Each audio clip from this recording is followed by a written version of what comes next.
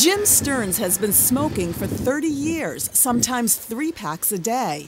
But after watching 3 family members battle cancer, he recently cut back and is now desperately trying to quit. In comparison to everything that I've experienced in this lifetime, this is the hardest thing I've ever done.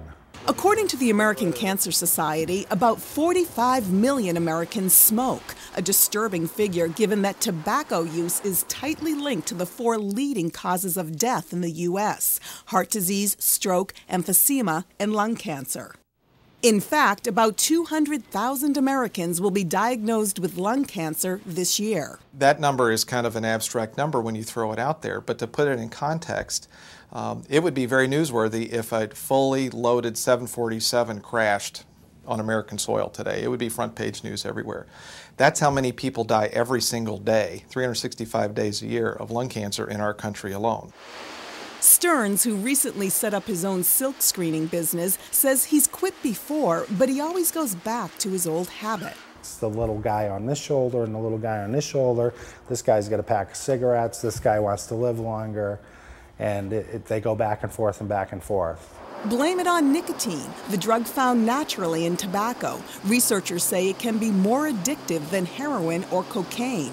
And over time, the body becomes both physically and psychologically dependent on it. Nicotine is one of the most addictive chemicals known to man. If you give laboratory animals free access to nicotine or cocaine, they will take nicotine, believe it or not. And they'll continue to consume nicotine until they die. So it is a tremendously addictive drug. The American Cancer Society says smokers can double their chances of quitting and staying smoke-free by using more than one of the following: self-help materials, support programs, telephone counseling, prescription medications, or nicotine replacement therapy. I constantly advise my patients, you need to get the cigarettes away from all those places that are your triggers.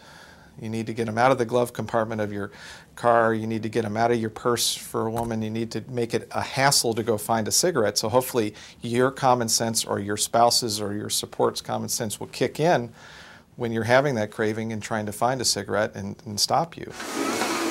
Stearns recently set up a treadmill at work so he can walk when the craving hits. He also uses tips posted on the American Cancer Society's website, and he hopes by talking about his struggles, he'll be able to kick the habit for good this time. And if there's one message I can get out there, is don't start smoking.